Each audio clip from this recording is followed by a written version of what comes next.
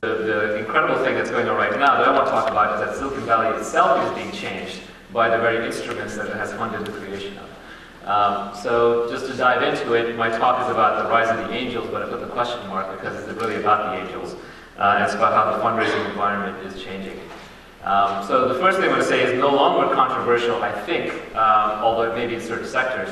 And that's really about the state of the venture and the financing industry, which is the venture and the financing industry goes through periodic booms and busts.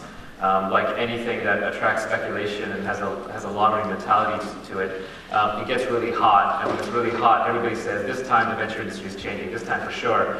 And then it kind of always reverts back to the mean. And anyone who's been in the venture business for a long time knows this phenomenon, so they're always skeptical when they say, well, this time it's going to change.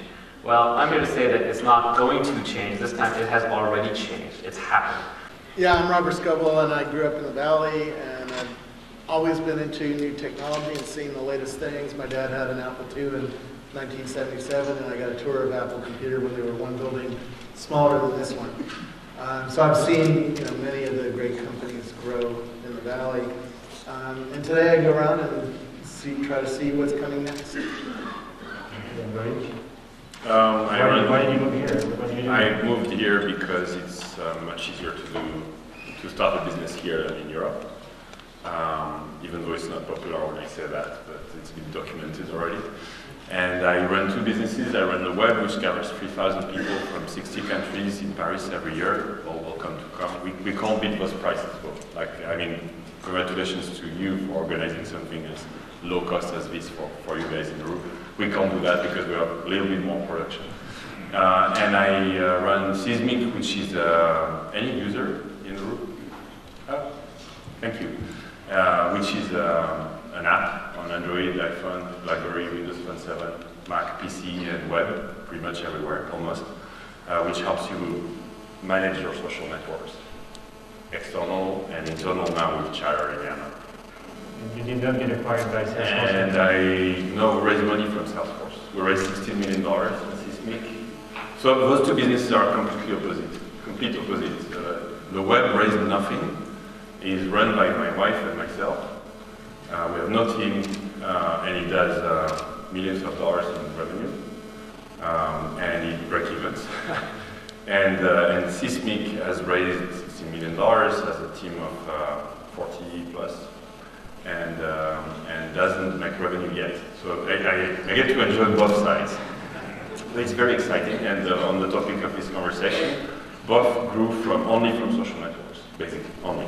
So the web went from 200 people. Robert was there in Paris. It was smaller than this 7 years ago, but already 15 countries all in English, which was something that made it very special in Paris, of course. We didn't allow people to speak in French. And it grew 50% a year, all based on social word of mouth. So word of mouth around what you're doing is extremely important, of course, from 200 to 3,000, from a hobby into a business that now pays my wife's salary every year. We created one job with it. And Seismic is the same. My wife said. Really today is the best time in the history of the universe to have a startup, to try to build a meaningful and enduring technology company. Let's start with kind of very high level stuff. In fact, some of you are probably going to roll your eyes at some of the early kind of high level stuff. It'll be sort of obvious. You'll say, why is he bothering telling us this? But then right from there, we'll go into some real stats. I have a lot of fresh, up-to-date stats about our performance, our monetization rates, our different platform stuff. So the stats will carry most of the weight of the presentation. But we'll start with the high-level stuff. And it's very important to do the high-level stuff because if we don't, we're not going to be able to fill up the time that I've got allotted to speak. So it's pretty crucial that we go through this. I think there's been this real evolution of business models historically.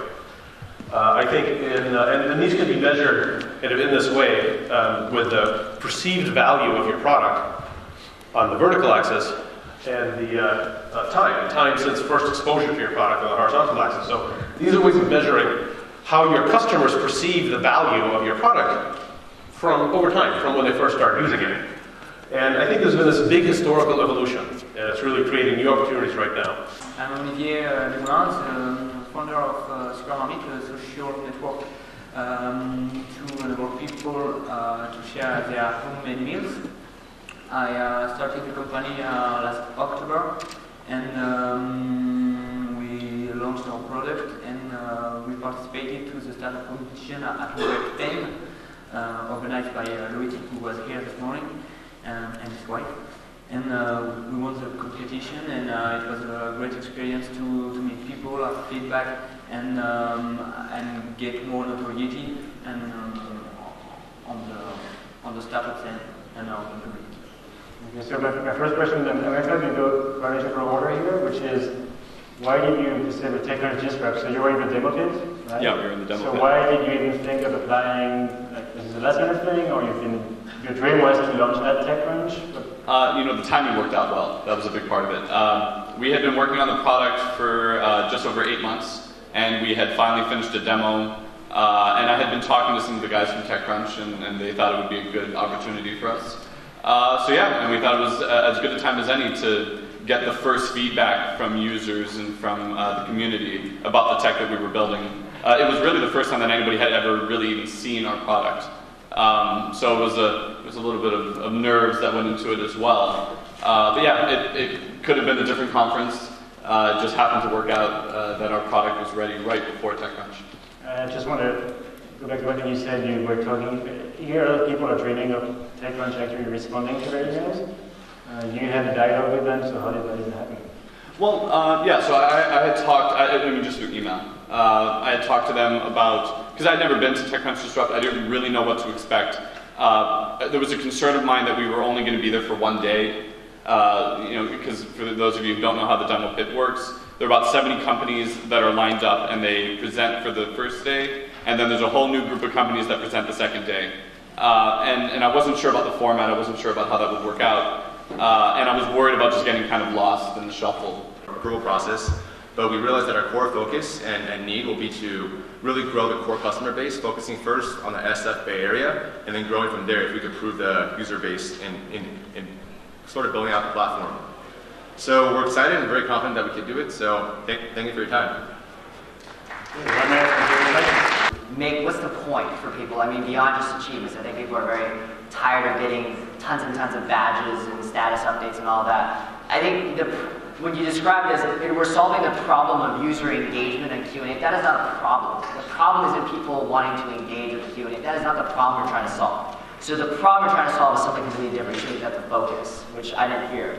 It just was sort of, we need a social, mobile, game layer, Q&A, buzzword, buzzword, buzzword. So I think at the end of the day, if we could make something that's more core, though, to a genre, I think you could succeed if you have a more niche genre. So this is social, local, mobile, game layer, Q&A for restaurants. Yeah. Like that would get people to make more sense out of it, so they have a purpose to go on it first. Because you're going to try to find a lot of, sort of broad audiences to try to target this to, but nobody's going to sort of latch on fast enough for enough expertise to be a part of this so that it becomes useful.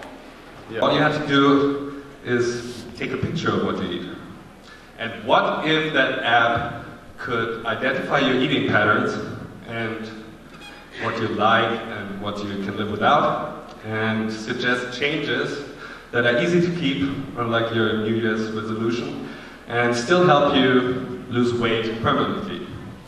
And what if there was a company that was building exactly that app? Well, there is, and that company is called Potato. Thank you.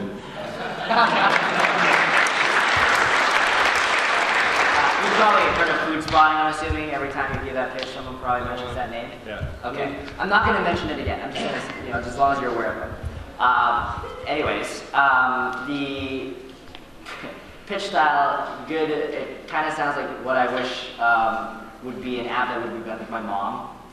Eat right, eat these different dishes, blah, blah, blah. I think you should incorporate more about a story, though, because I'm assuming your passion around this must be because you're interested in food. Is there something related to that? No, I'm an AI guy. You eat food, is my question. Yeah. Okay, you eat food. Sometimes. So when you talk about, you like to check the restaurant, blah, blah, just like, that would relate a lot to people a lot more personally, right? Just be like, well, that related to me. It's like I don't like to be a creepy dude. Like, I'm the founder of 2 companies.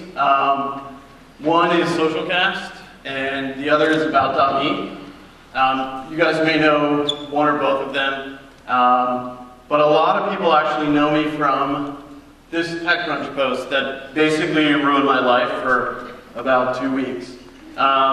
So what basically happened was I put up on my blog, which I write about, I don't know, twice a year, I put up this post originally, and I was driving down to Palo Alto actually for another fundraising meeting, and all of a sudden my phone started ringing from like TechCrunch, ReadWriteWeb, you know, Business Insider, and everybody was calling and saying, hey, we want to republish this post. I was a little taken aback because it had barely been tweeted. I didn't even tweet it yet. A couple of my friends had. And mistakenly, I put my email at the bottom of that blog post, and then when TechCrunch reposted it, it pretty much ruined my life. So basically what happened is I got 10,000 emails in the first hour from people around the world. Yeah, it was a really bad experience. And I had put my company, one of my company's email addresses up, which is a SocialCast email, and they shut down my Gmail account. So we have Google Apps, and they basically shut it down.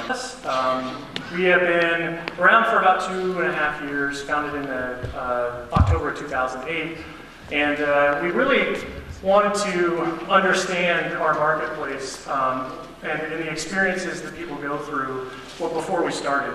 And you know, kind of one of the first things you do when you found a company is you want to make sure that you've hit the product market in the right space. So one of the first things that we did was we did a survey, and you know, part of my background is another company where we helped kids stay away from sexual predators online. So essentially helping people avoid bad experiences is something that we've done as a pattern. So when we were coming up with different ideas about what to do when we started CarWoo, we did a survey, and this is actually 100% serious. We surveyed a whole bunch of people and asked them what are the top 5 worst experiences that you go through. 2 things came out, and they were exactly the same thing. On the left, buying a car, and on the right, going to the dentist.